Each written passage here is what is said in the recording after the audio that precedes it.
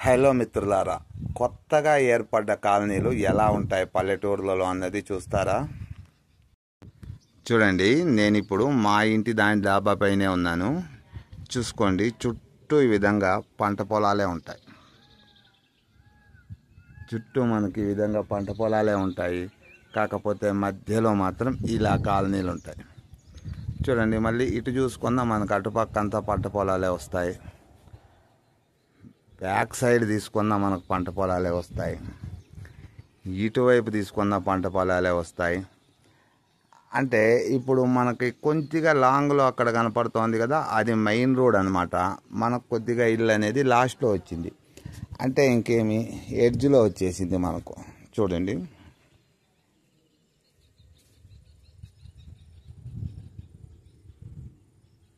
చూసుకోవచ్చు కావాలంటే. ఇదిగో చూడండి, మనకి ఎడ్జ్, మనం ఈ విధంగా ఎడ్జ్లో ఉన్నాం.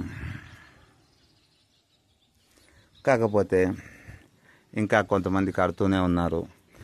మనకి రోడ్డుకి, ఇప్పుడు రోడ్డుకు దగ్గరలో ఉన్న వాళ్ళు అనుకోండి, వాళ్ళందరూ ఆల్రెడీ కన్స్ట్రక్షన్లో ముగిచ్చేసుకున్నారు చాలామంది.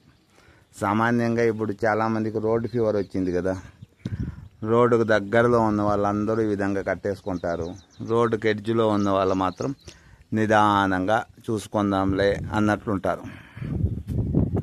మీకు రోడ్డు మీద వెహికల్స్ వెళ్తున్నాయి. ఇది కెమెరా క్వాలిటీ లేను, కొంచెం జూమ్ చేద్దాం. చూడండి, కొద్దిగా మీకు జూమ్ చేసి చూపిస్తాం.